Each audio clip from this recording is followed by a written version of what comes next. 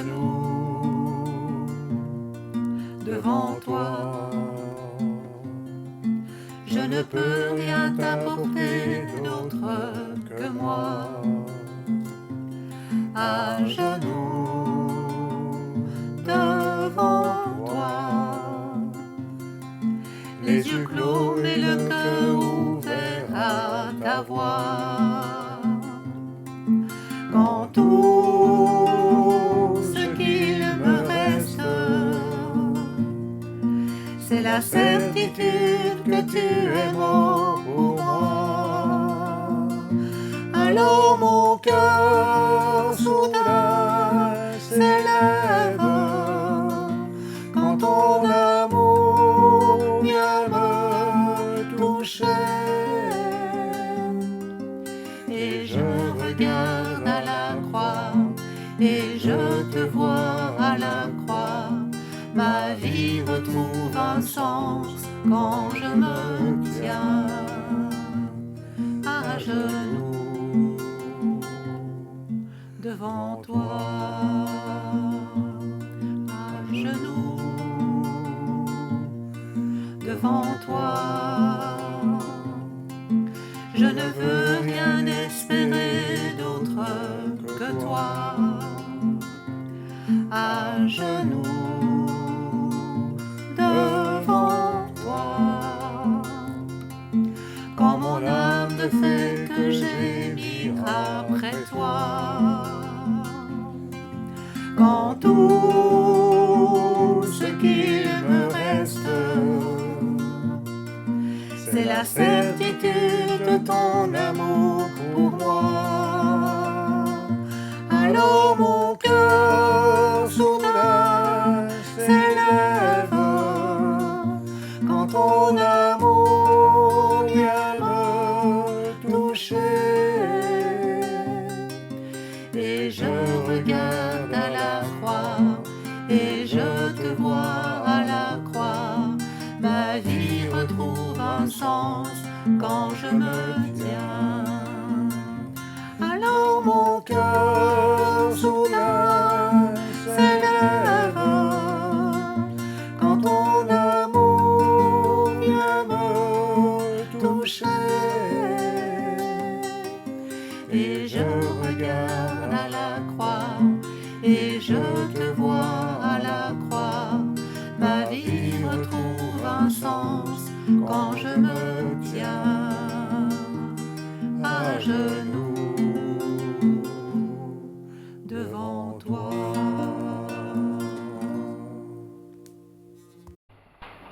Qui sont les intelligents?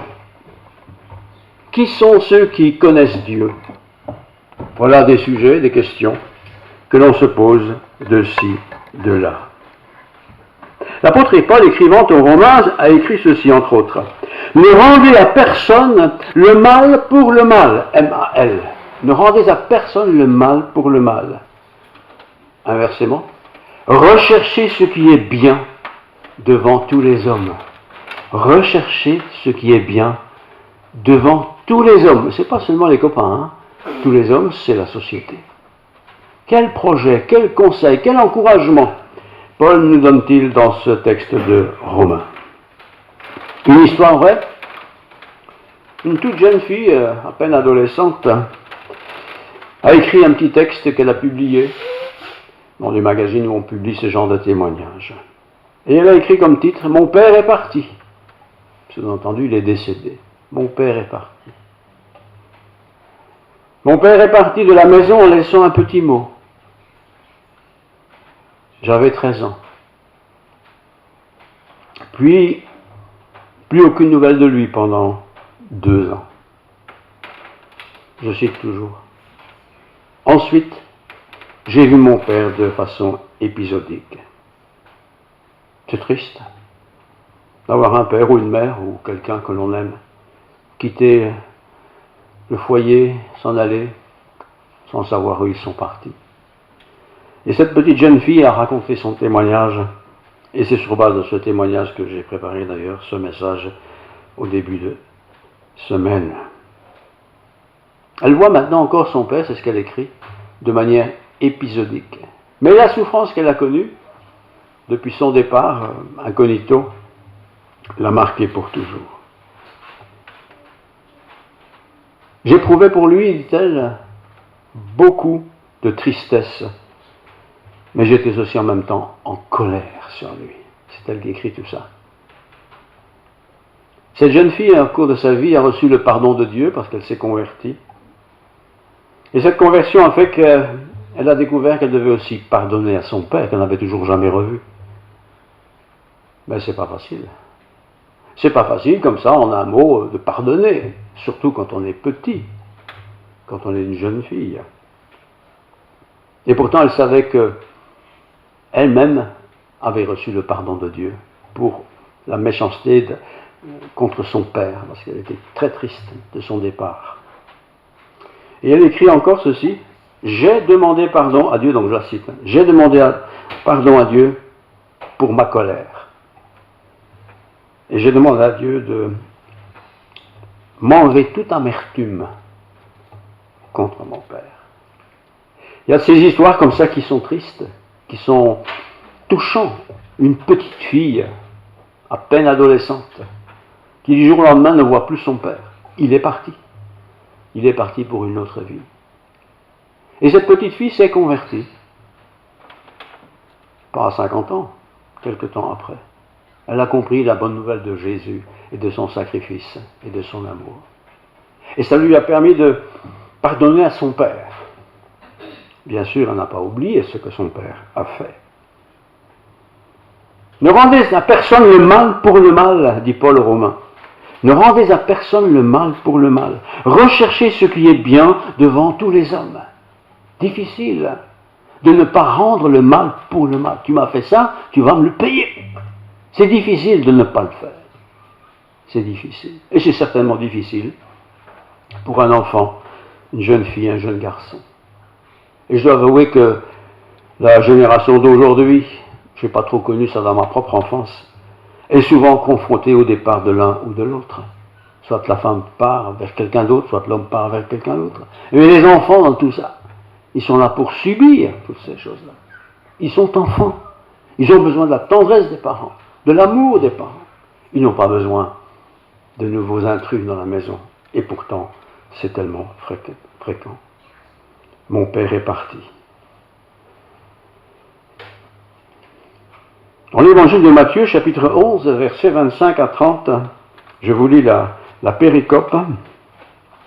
En ce temps-là, donc Matthieu 11, verset 25, en ce temps-là, Jésus prit la parole et dit: je te loue, Père Seigneur du ciel et de la terre, de ce que tu as caché ces choses aux sages et aux intelligents, et de ce que tu les as révélées aux enfants, aux adolescents.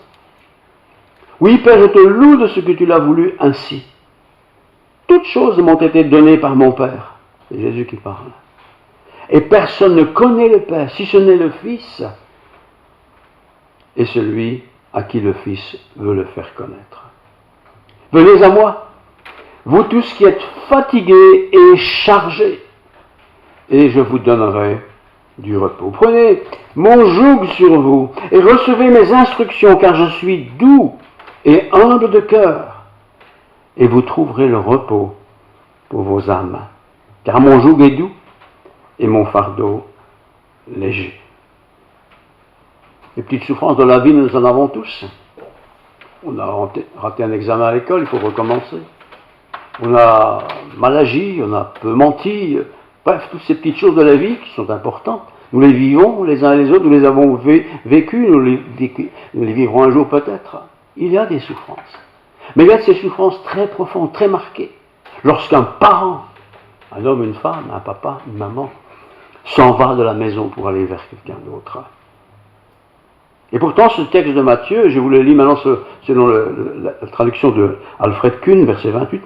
Vous qui êtes fatigués et accablés, vous qui êtes déprimés, parce que vous ployez sous un fardeau lourd, venez à moi. Et il y a de ces fardeaux, vous savez, qui vous écrasent, les adultes certainement, mais aussi la jeunesse, les enfants. Et beaucoup de jeunesse aujourd'hui, bien plus que les anciens parmi nous, souffrent du départ de l'un ou de l'autre. Ah, j'aime toujours ta maman, tu sais, t'inquiète pas. Mais il est parti avec une autre femme. Et tu dis que tu aimes ma maman. Et ça peut être le papa.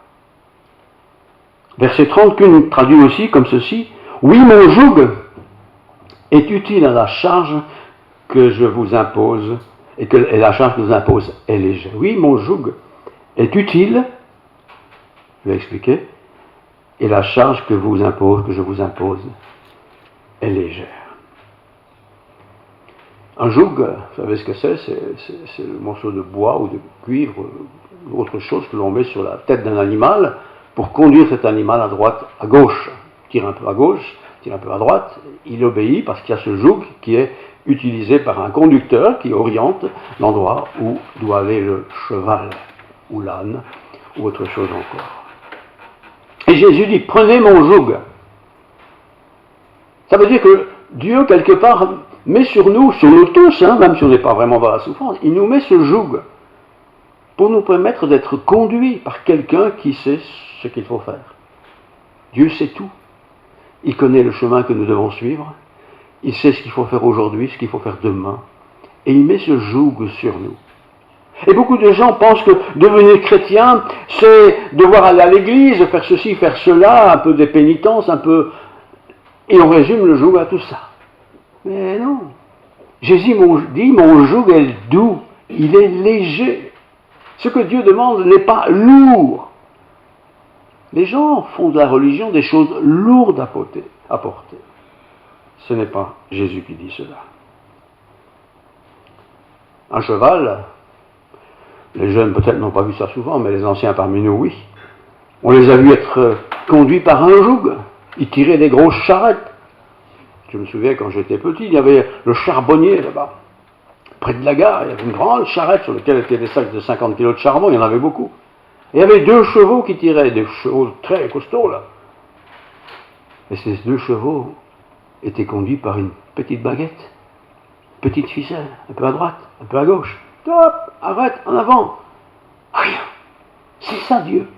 Dieu ne nous met pas une matraque, un fardeau lourd à porter. Les gens pensent que Dieu c'est comme ça. Alors on ne veut pas être embêté avec Dieu, donc on ne s'occupe pas de Dieu. Mais Dieu n'est pas comme ça. Dieu est tellement meilleur. Et cette petite fille d'ailleurs, dont l'histoire est vraie, a découvert sa chemin faisant. Mon fardeau est léger. Alors imaginez le conducteur de la charrette, par exemple du chariot. Il a cette ficelle, petite ficelle, attachée au mors qui se trouve dans la gueule du cheval, un peu à gauche, un peu à droite, léger, tire pas comme un enragé. Et le cheval, qu'est-ce qu'il fait? Il va à gauche, il va à droite. C'est ça que Dieu demande de nous.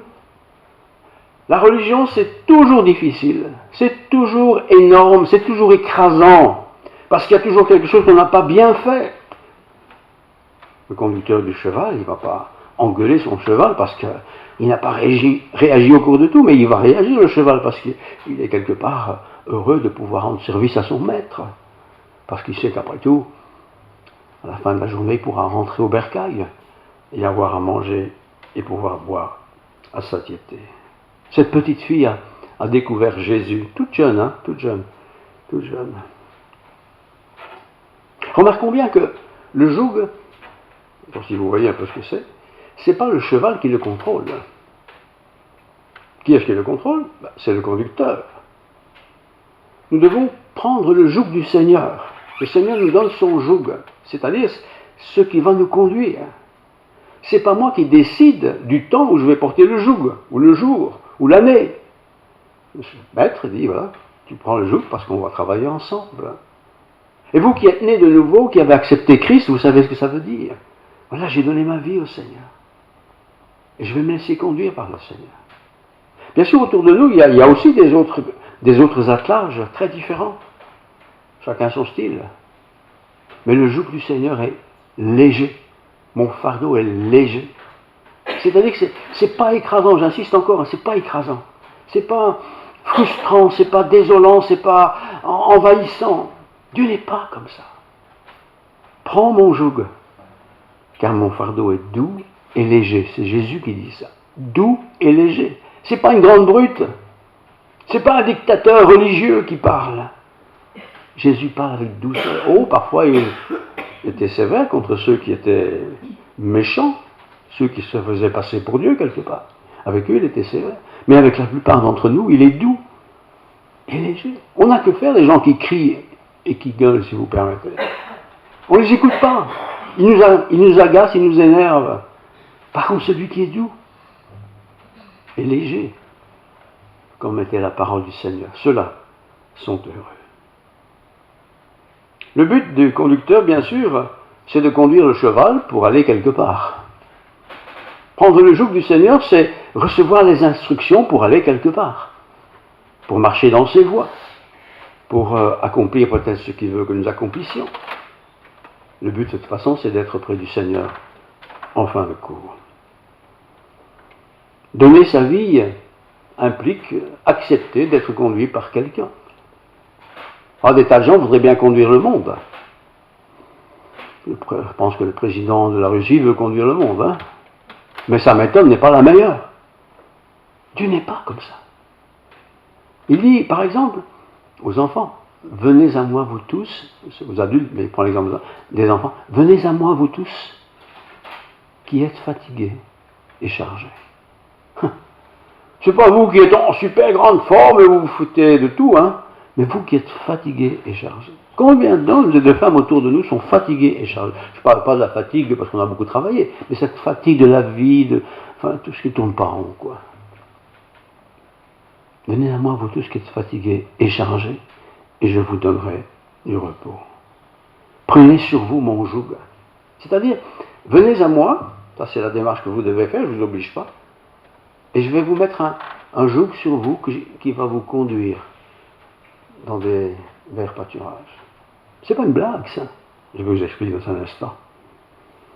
Se laisser guider par le Seigneur chaque jour, toute l'année, tout le reste de notre vie, c'est être assuré d'une vie équilibrée, d'une vie épanouie. Pas une vie sans soucis en particulier, il peut y en avoir. Mais en tout cas, si j'ai des soucis, Dieu est là pour s'en occuper aussi en partie. Parce que si le cheval n'est pas bien, s'il a mal à la patte, il ne pourra pas faire grand-chose d'utile pour le maître. Donc le maître prend soin de l'animal qui conduit son chariot. Alors, certains m'ont déjà dit, vous l'avez peut-être entendu, peut-être vous l'avez dit un jour, moi je veux bien donner ma vie à Dieu, mais il faut que Dieu considère aussi mes requêtes. Un peu comme moi je veux, quoi. Moi je veux bien faire ceci ou je veux bien faire cela, mais pas plus. Vous imaginez un cheval qui tire une charrette, qui dit comme ça. Moi, je veux bien aller là, mais après, c'est tout. Je ne fais plus rien pendant 2 heures. Hein. J'ai jamais vu un cheval qui fait ça. Le cheval va travailler, mais le maître va le respecter, ce cheval. Il ne va pas l'épuiser. Le Seigneur ne va jamais épuiser quelqu'un, jamais. Il va l'encourager. Il va le donner à boire à temps. Il va le donner à manger à temps. Il va lui donner le temps de se reposer. Ça, c'est le maître.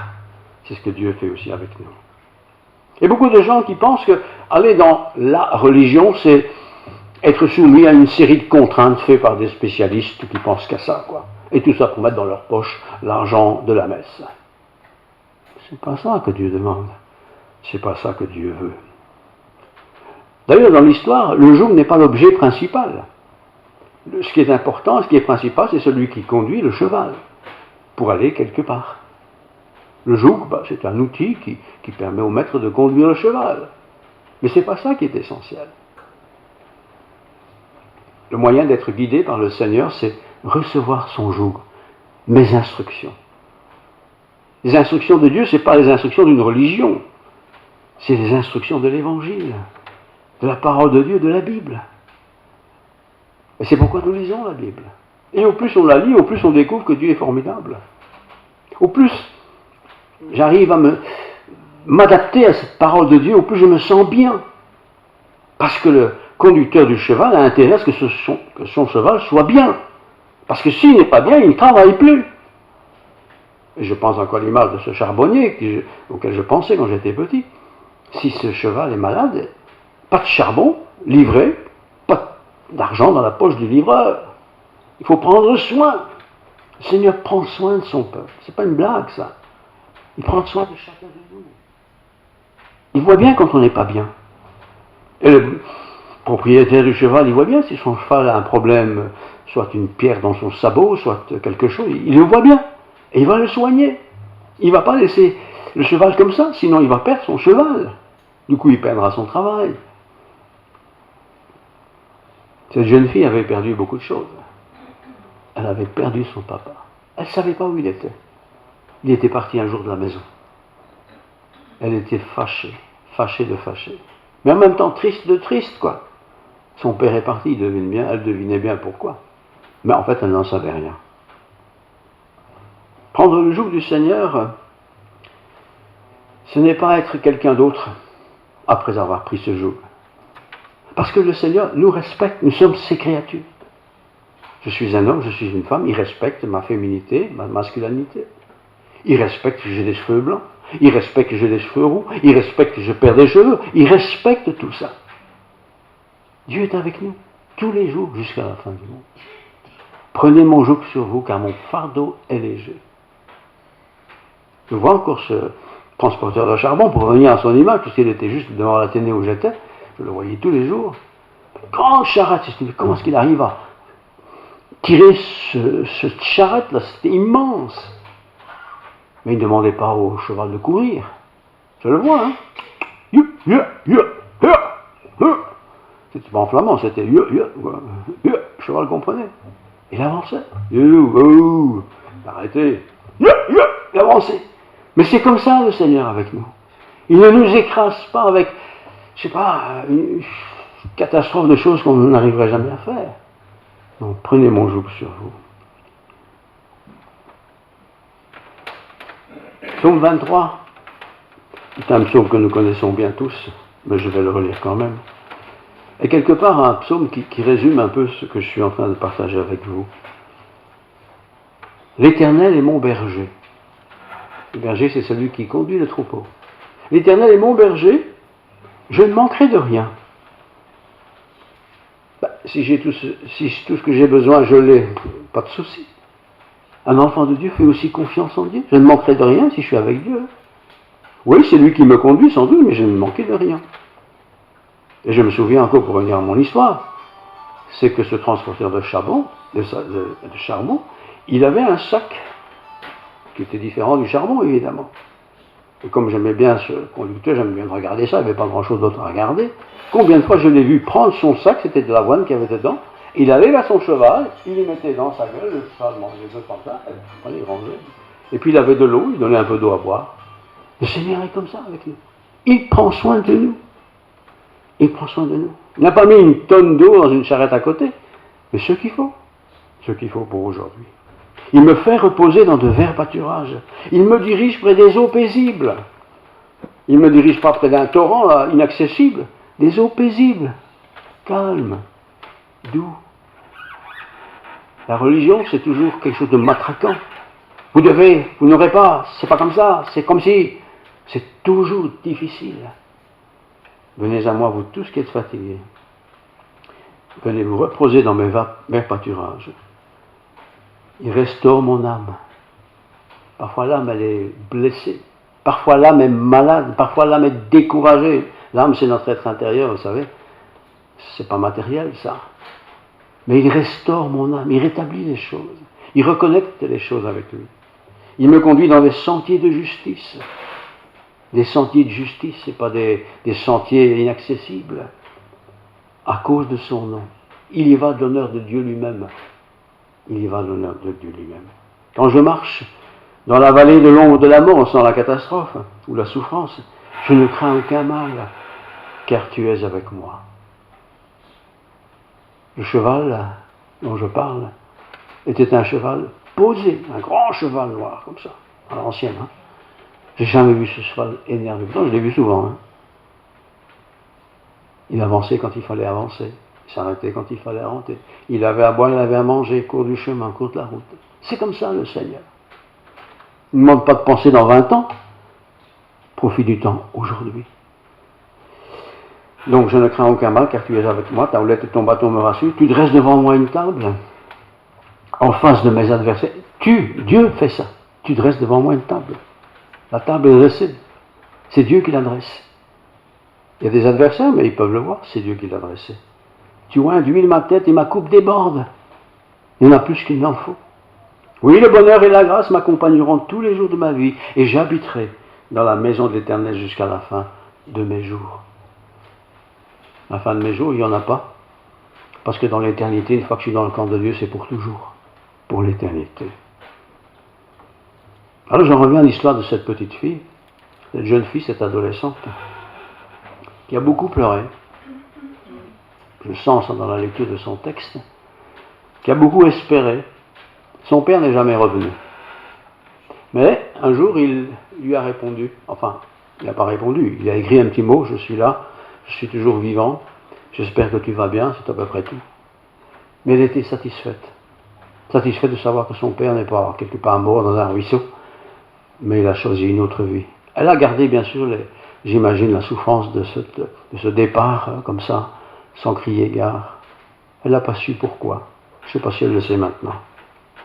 En tout cas, c'est comme le Seigneur, psaume 23. Il me conduit vers des pâturages. Je ne sais pas trop bien ce que ça veut dire, les vers pâturages, parce que si je réfléchis le ciel, il n'y a pas de pâturage, j'imagine. Mais on peut chacun y mettre ses mots, son histoire, ses soucis, ses préoccupations. Psaume 23, versets 2 et 3 dit « Tu ne manqueras de rien », verset 1. Verset 2, « Tu pourras te reposer ». Verset 3, « Tu pourras te restaurer ». Venir à Dieu, c'est ça. C'est pas aller à la religion, X ou Z, hein. C'est entrer dans le calme, dans la sérénité, dans le bien-être. Et tout ce qui fait mon souci, ma souffrance, quelle qu'elle soit, on est tous différents, eh bien, je peux les partager avec Dieu. Je n'ai même pas besoin de raconter une histoire, Dieu le sait d'avance de toute façon, ce qui me préoccupe. Mais quand je viens à Dieu, il ne me force pas, mais quand je viens à Dieu, simplement, Dieu sait que j'ai besoin de ceci, ou que j'ai besoin de cela. Et Dieu pourvoit, Dieu donne, Dieu apaise. La petite fille de notre histoire, quand elle a reçu le pardon de Dieu, parce qu'elle a grandi, elle a compris que Dieu l'aimait, tout ça, a réussi à, quelque part, à faire taire cette colère qui était en elle contre son papa. Mais on peut bien comprendre l'histoire. Hein. Elle a réussi à faire taire le départ de son papa qui était évidemment injuste. Et cette fille, c'est elle qui a cité dans son récit, dans son témoignage, ce texte de Matthieu 11, 28, « Venez à moi, vous tous qui êtes fatigués ». Elle a compris ça, même en étant jeune. Hein. Et vous qui êtes fatigués et qui portez de lourds fardeaux, et je vous donnerai le repos. Bien des gens continuent pendant des années à porter de lourds fardeaux. Ils n'arrivent pas à les partager. Peut-être le docteur du coin, mais lui, il y a des clients, il faut aller vite. Hein.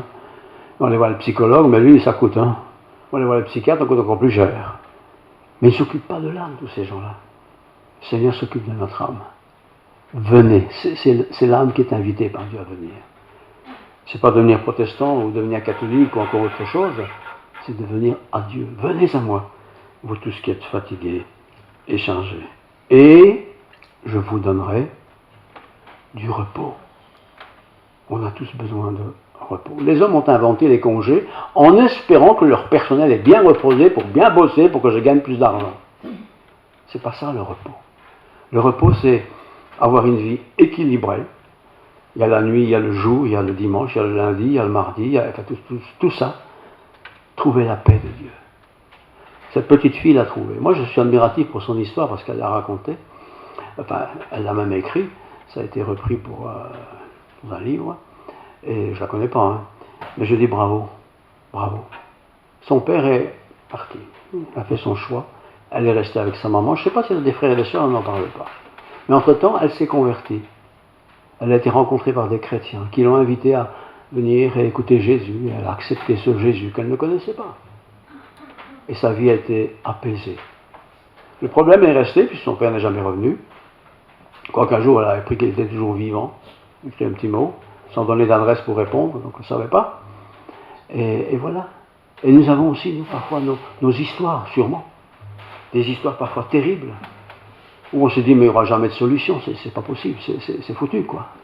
Oui, ça existe, et on doit accepter que ça existe. Et on doit accepter que l'autre côté de moi, peut-être, il souffre comme ça.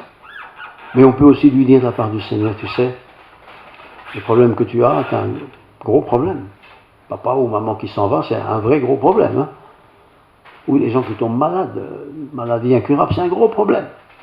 Mais tu sais, tu peux venir à Jésus.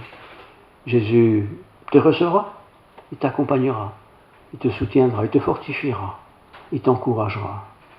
Alors ce matin, je vous encourage, je m'encourage aussi à ne pas essayer de se tenir tapis comme ça, caché. Parlez-en. Parlez-en avec Dieu d'abord. Parlez-en avec quelqu'un qui a du temps pour passer avec vous peut-être. Parlez peut-être avec personne, mais chacun son style, chacun sa sensibilité. Et je termine en relisant. Jésus, venez à moi, vous tous qui êtes fatigués de porter un lourd fardeau. C'est une autre traduction, mais c'est la même chose. Vous qui êtes fatigués de porter un lourd fardeau. On peut bien porter un fardeau un petit peu. Hein. Si je prends un sac de 50 kg pour le mettre là, ça je peux le faire. Mais si je devais porter ce sac de 50 kg pendant des semaines, je suis écrasé, je suis foutu, quoi. Alors viens à moi, dépose-moi ton fardeau. Je vais te soulager, je vais t'aider, je vais t'accompagner. Prions le Seigneur. Père Céleste, merci pour le témoignage de cette jeune fille qui maintenant est devenue chrétienne, mais qui a bien sûr connu cette souffrance terrible pour une jeune enfant. Le papa qui s'en va, pour une jeune fille, c'est horrible. Sans dire où il allait, ni ce qu'il faisait. Mais cette fille a rencontré ton fils, Jésus. Elle s'est convertie, elle l'a accepté, elle l'a reçu. Son papa n'est jamais revenu, sauf qu'il a pris contact avec elle. Et qu'importe, Seigneur, tu l'as soulagé. Tu l'as apaisé. Comme tu veux le faire avec chacun de nous. Il n'y a aucun fardeau que tu ne puisses apaiser. Merci, Seigneur. Merci, Seigneur, pour ta présence, pour ton soutien. Mais je veux aussi prendre ton joug. Je veux me laisser conduire par toi, Seigneur. Tu veux que j'aille à droite, je vais à droite. Tu veux que j'aille à gauche, je vais à gauche. Tu veux que je m'arrête, je m'arrête. Tu veux que j'avance, j'avance. Aide-moi, Seigneur, à comprendre tes directives. Ta parole est vérité.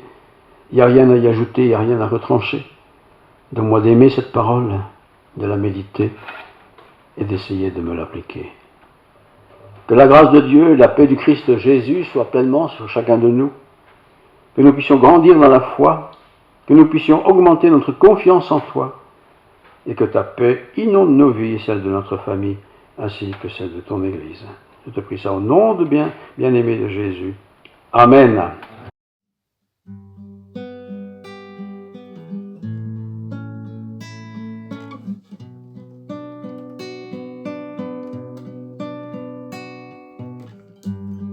Nous voulons être un peuple embrasé, l'église que ton cœur attend. Viens briser nos chaînes, détruis notre orgueil, Seigneur.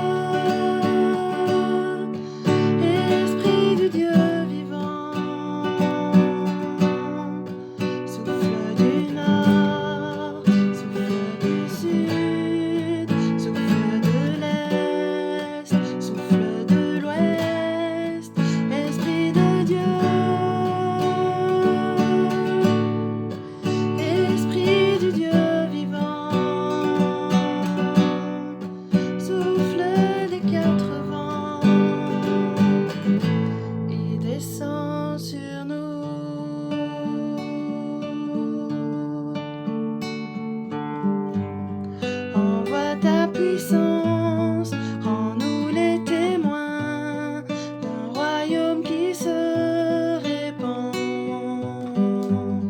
Fais brûler nos cœurs au sein des ténèbres, comme un phare dans l'océan. Envoie ta puissance, rends-nous les témoins d'un royaume qui se répand. Fais brûler nos cœurs au sein des ténèbres, comme un phare dans l'océan. Notre Père plein de bonté,